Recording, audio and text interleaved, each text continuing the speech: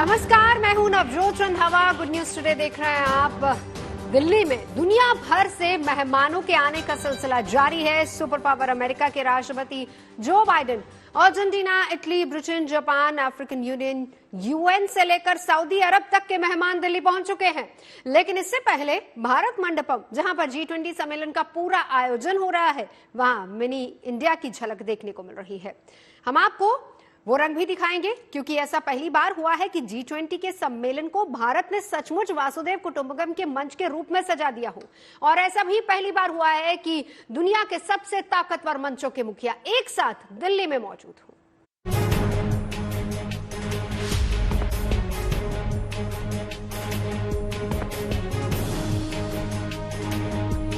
दिल्ली की धरती पर G20 में शामिल होने के लिए विदेशी मेहमानों के आने का सिलसिला जारी है। सुबह अर्जेंटीना के प्रेसिडेंट अल्बर्टो के स्वागत से सिलसिला शुरू हुआ, तो शाम को सुपर पावर अमेरिका के राष्ट्रपति जो बाइडेन का इस्तकबाल किया गया। इसके बाद इटली की प्रधानमंत्री जॉर्जिया मेलोनी दिल्ली पहुंची। अफ्रीकन यूनियन के प्रेसिडेंट अज़ाली G20 में शिरकत करने पहुंच गए। बांग्लादेश की प्रधानमंत्री शेख हसीना भी पहुंची। ब्रिटेन के प्रधानमंत्री ऋषि सुनक भी दोपहर तक दिल्ली पहुंच गए। जापान के प्रधानमंत्री फूमियो किशिदा भी भारत पहुंच गए। मेहमानों के आने का सिलसिला सुबह 6:20 से शुरू हुआ, तो रात 11:15 बजे तक विदेशी मेहमान आते रहेंगे। इधर दिल्ली में जहां G20 का मुख्य कार्यक्रम होना है, वहां भारत मंडपम में पूरा भारत सजा है। भारत की अध्यक्षता में G20 देश की राजधानी दिल्ली में हो रहा है और जाहिर तौर पे तमाम दिग्गजों के आने का सिलसिला जारी है।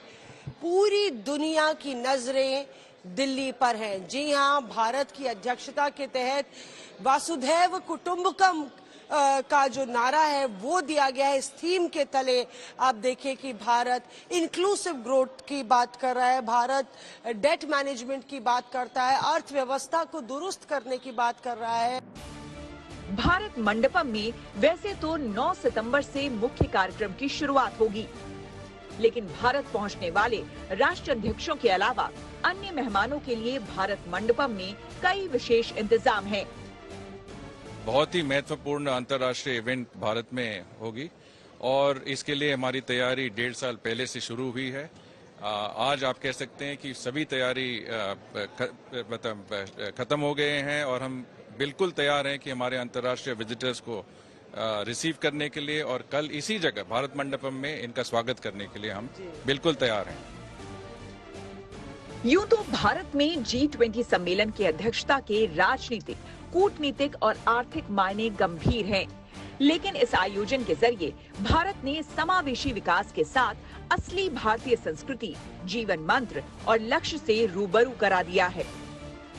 फैशन अक्सर पॉलिटिशियंस की आइडियोलॉजी को रिवील करती है। गांधी जी से लेके हिलरी क्लिंटन तक सबने अपने स्टाइल के जरिए बताया है कि उनकी पॉलिटिकल ओपिनियंस क्या है। तो आज हम G20 समिट में आए हुए डेलीगेट्स की स्टाइल के बारे में बात करते हैं।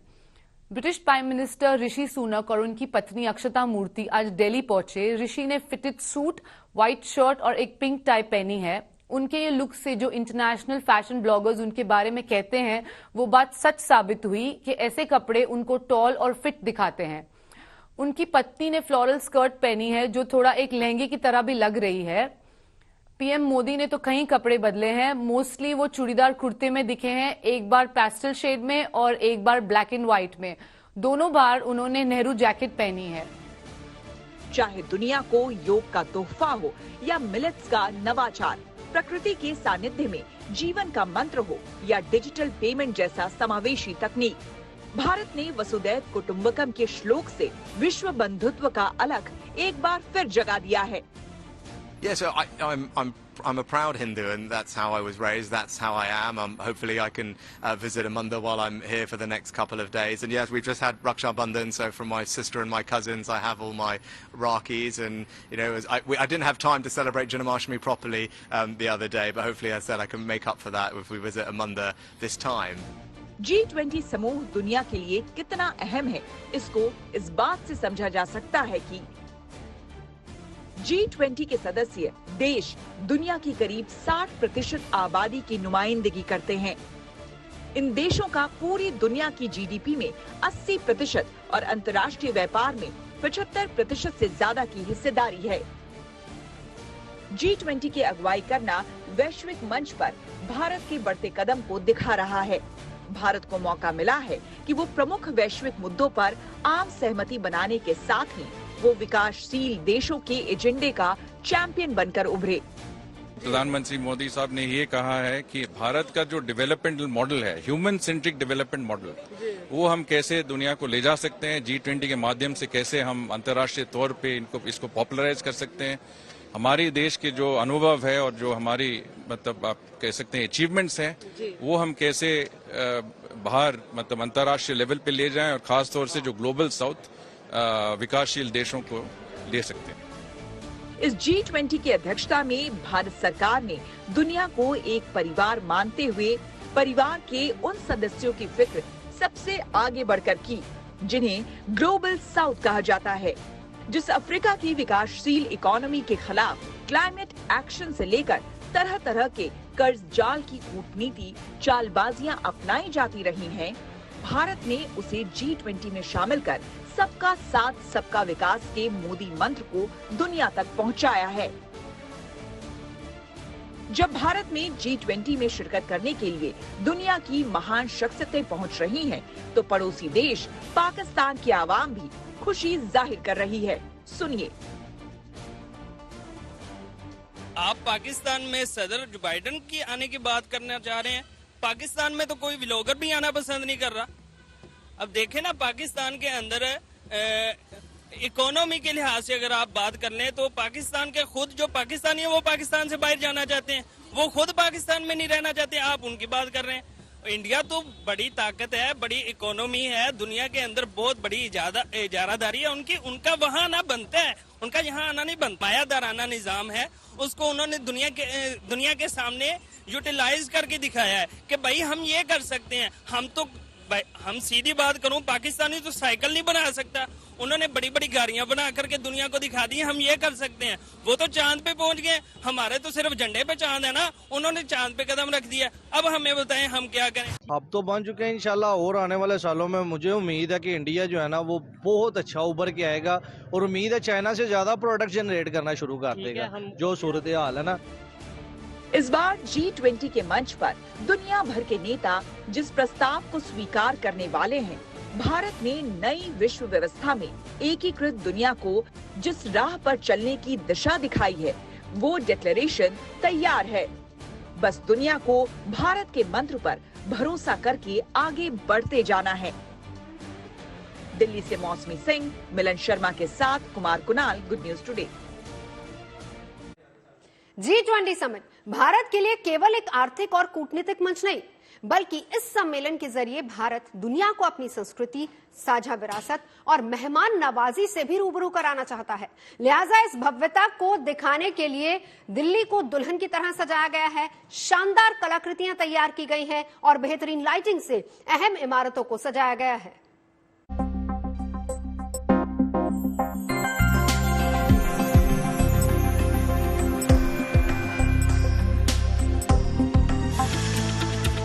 दिल वालों की दिल्ली दुल्हन की तरह सजी हुई है। देश की साझा सांस्कृतिक और पारंपरिक विरासत से मेहमानों को रूबरू कराने के लिए दिल्ली ने दिल खोल दिया है। G20 के लिए ऐसा इंतजाम किया गया है कि आने वाले मेहमान यहाँ की खातिरदारी को ताउम्र अपने जहन से न निकाल पाएं। हवाई अड्डे से लेकर सड़कों, चौराहों और होटलों तक पूरी दिल्ली चमक रही है। दुनिया का सबसे बड़ा इंडोर हॉल यानी भारत मंडपम दुनिया की महाशक्तियों को एक मंच पर लाने के लिए तैयार है। भारत मंडपम में दुनिया की सबसे शक्तिशाली हस्तियां बैठकर देश दुनिया की चुनौतियों पर चर्चा करेंगी। भारत मंडपम की साज सज्जा इसे भव्यता प्रदान कर रही है। भारत मंडपम में विदेशी मेहमानों को लुभाने के लिए खास इंतजाम किया गया है। भारत के हर राज्य की संस्कृति से लेकर लोक परंपरा तक को प्रदर्शित करने वाले स्टॉल्स में विविधता में एकता की झलक है। यहाँ पे पे कर्नाटक भी है, केरला भी है और यहाँ पे गोवा भी है, महाराष्ट्र भी है। अलग अलग तरह से आप देखिए फ्रंट पे यहाँ पे महिलाएं नजर आती हैं एंटरप्रेन्योर के तौर पर, एक अग्रणी देश की पहचान। लगातार प्रधानमंत्री पैरवी करते आए हैं, मुखालफत करते आए हैं भारतीय नारी की, और यहाँ पे वो तस्वीरें आपको दिखती हैं। अलग अलग तरीके से आप देखिए कि किस तरह से सजोकर अरमानों को भारत विश्व के सामने कुछ एक शक्ति के तौर पर, एक सांस्कृतिक शक्ति के तौर पे रखता है। केरला से यहाँ पे दस्तक हो रही है और अलग अलग केरला से आप लोग आए हैं। Are you proud? Yes, of course. यहाँ पे आपको केरला की झलक दिखती है और यहाँ पे आपको तमिलनाडु की झलक नजर आ जाती है। क्या क्या यहाँ पे कलाकृतियाँ हैं? भारत मंडपम की दीवारों पर एक से बढ़कर एक कलाकृतियों और पेंटिंग्स को जगह दी गई है और यहाँ की छतों पर झूमते झूमर बेहद आकर्षक हैं। भारत मंडपम के हर हिस्से से भारतीय संस्कृति की झलक मिलती है। इसी भारत मंडपम में सृष्टि के पंचतत्व दर्शन होते हैं और एक शानदार पेंटिंग के जरिए भारत ने दुनिया को योग संदेश भी दिया है। यहाँ से सारे अंतर्राष्ट्रीय मेहमान अंदर की तरफ अपना रुख करेंगे, लेकिन भारत की संस्कृति को दर्शाने की पूर्ण कोशिश में यहाँ पर बाहर वो इन शब्दों को देखेंगे, आकाश, वायु, अग्नि, जल और पृथ्वी, जो 5 तत्व हैं और भारतीय संस्कृति में इन सब का बहुत बड़ा महत्व है। हिंदुस्तान ने मेहमानों के स्वागत के लिए जो तैयारी की है उसके जलवे की एक झलक इस टेबल पर नजर आती है। ये वही बर्तन हैं जिनमें G20 के सम्मेलन में शिरकत करने आने वाले दुनिया के बड़े बड़े मेहमानों को भोजन परोसा जाएगा। सोने चांदी की परत चढ़े इन बर्तनों की डिजाइन और थीम पर गौर करें तो इसमें सनातन संस्कृति की झलक नजर आती है। दिल्ली में सजावट को लेकर कोई कोर कसर नहीं छोड़ी गई है। नई दिल्ली इलाके में पेड़ों को सजाया गया है और सड़कों की दोनों तरफ लगे पेड़ों पर गेंदे के फूल मालाओं से शानदार सजावट की है, जो मेहमानों के रास्ते में सुगंध भरने के साथ साथ भारत से उनके रिश्तों में भी नई ताजगी लाएंगे। G20 के तमाम अतिथियों का स्वागत करने के लिए दिल्ली बेताब है और तैयारियां पूरे शबाब पे है। आप यहाँ देखिए कि कैसे यहाँ तक कि पेड़ों को सजाया जा रहा है फूलों से। गेंदे के ये फूल हैं और अलग अलग रंगों के गेंदों से पेड़ जो हैं उन पर सजावट की जा रही है। ये नई दिल्ली का इलाका है और न्यू दिल्ली म्युनिसिपल काउंसिल जो है ये देखती है। ये पूरी नाप जोख के साथ है। कितने पेड़ों पे लगा रहे हैं आप लोग फूल? 12 खंबा तक लगेगा। 12 खंबा तक लगेगा? हाँ जी, हाँ। इसके अलावा राजधानी में टैक्सी भी G20 के रंग में रंगी नजर आ रही हैं। यानी दिल्ली अपनी आन बान और शान के साथ सभी मेहमानों का स्वागत कर रही है, क्योंकि दुनिया भर से भारत भूमि पर देवतुल्य अतिथि आ रहे हैं और यही भावना भारत भूमि पर G20 के सम्मेलन को किसी अन्य मंचों और सम्मेलनों से अलग बनाती है। दिल्ली से मौसमी सिंह, मिलन शर्मा और कुमार कुणाल के साथ bureau report, good news today. अगले 2 दिन भारत में महाशक्तियों का जमावड़ा देखने को मिलेगा। समिट के दौरान कई अहम मुद्दों पर मंथन होगा। दरअसल भारत की पहल पर अफ्रीकी यूनियन को G20 में शामिल किए जाने पर सहमति बन गई है। प्रधानमंत्री नरेंद्र मोदी ने अफ्रीकी यूनियन को G20 में शामिल किए जाने को लेकर G20 राष्ट्राध्यक्षों को जून में चिट्ठी लिखी थी और G20 की शेरपा बैठक में इस पर सहमति बनी। वहीं सम्मेलन के दौरान इस पर औपचारिक मुहर लग सकती है।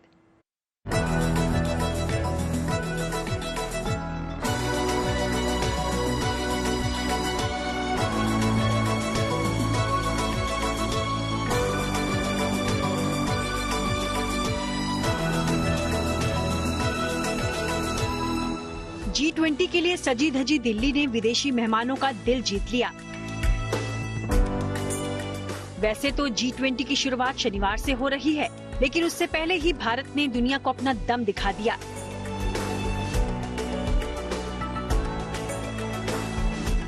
दरअसल अफ्रीकी देशों के प्रभावशाली संगठन अफ्रीकन यूनियन को G20 में शामिल किए जाने की तैयारी पूरी हो चुकी है और अब सिर्फ औपचारिक ऐलान होना बाकी है। सूत्रों की ओर से दावा किया जा रहा है कि ज्यादातर देशों ने G20 जैसे ताकतवर देशों के समूह में अफ्रीकी देशों को शामिल किए जाने पर सहमति बना दी है और चीन की ओर से भी इस प्रस्ताव पर हरी झंडी दिखा दी गई है। अफ्रीकी देशों के महासंघ अफ्रीकन यूनियन में 55 सदस्य देश हैं और अगर अफ्रीकन यूनियन को G20 में शामिल कर लिया जाता है तो ये यूरोपीय संघ के बाद क्षेत्रीय ब्लॉक के तौर पर दूसरा संगठन होगा जिसे दुनिया के सबसे अमीर और ताकतवर देशों के समूह G20 में शामिल होने का मौका मिलेगा। कहा जा रहा है कि शेरपाओं की बैठक में इस बात की सहमति बन गई है। शेरपा G20 में शामिल दरअसल सदस्य देशों के नेताओं के प्रतिनिधियों को कहा जाता है। उम्मीद है कि 9 से 10 सितंबर को G20 शिखर सम्मेलन के दौरान इस पर औपचारिक मुहर लग सकती है। Je vous remercie de m'avoir invité, aussi profiter de l'occasion pour remercier le Premier ministre de l'Inde, tout le peuple indien, pour l'accueil chaleureux dont nous avons bénéficié. Et certainement les dispositions prises pour la réussite de ce sommet. Donc c'est vraiment un plaisir pour moi, un honneur de partager ce moment avec vous, le pays. G20 में African union को शामिल किया जाना एक महत्वपूर्ण घटनाक्रम इसलिए है क्योंकि इसकी पहल भारत की तरफ से की गई है। प्रधानमंत्री मोदी ने जून में G20 नेताओं को पत्र लिखकर नई दिल्ली में होने वाले शिखर सम्मेलन में अफ्रीकी संघ को इस समूह की पूर्ण सदस्यता दिए जाने की पैरवी की थी। पीएम मोदी की अपील के बाद जुलाई में कर्नाटक में हुई शेरपाओं की बैठक में इस प्रस्ताव पर चर्चा हुई थी। यूरोपीय यूनियन ने अफ्रीकन यूनियन को G20 में शामिल किए जाने की वकालत की है। यूरोपीय संघ ने कहा है कि वो नई दिल्ली में होने वाले G20 शिखर सम्मेलन में समूह के स्थायी सदस्य के रूप में अफ्रीकी संघ का स्वागत करने को लेकर उत्साहित हैं।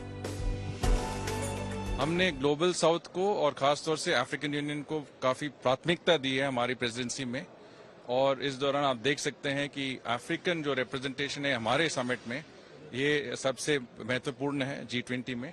और इसी प्रयास से हमने प्रधानमंत्री ने एक चिट्ठी लिखी है सभी G20 हेड्स ऑफ स्टेट और गवर्नमेंट को कि अफ्रीकन यूनियन एक G20 की परमानेंट मेंबर होना चाहिए। तो हम देखते हैं कि इसका क्या नतीजा है।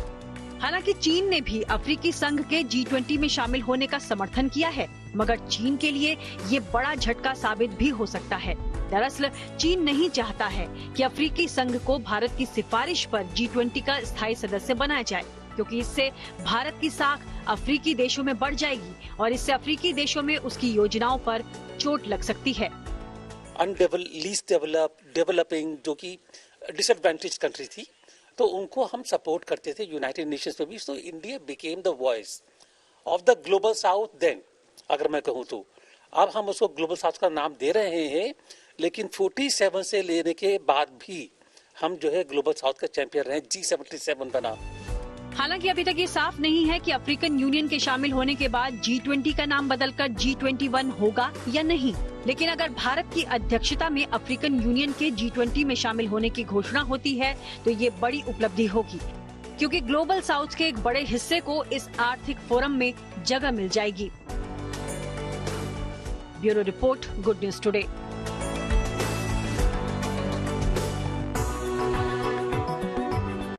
हमारी इस खास पेशकश में अभी के लिए बस इतना ही। देश और दुनिया की अच्छी खबरों के लिए आप देखते रहिए गुड न्यूज टुडे।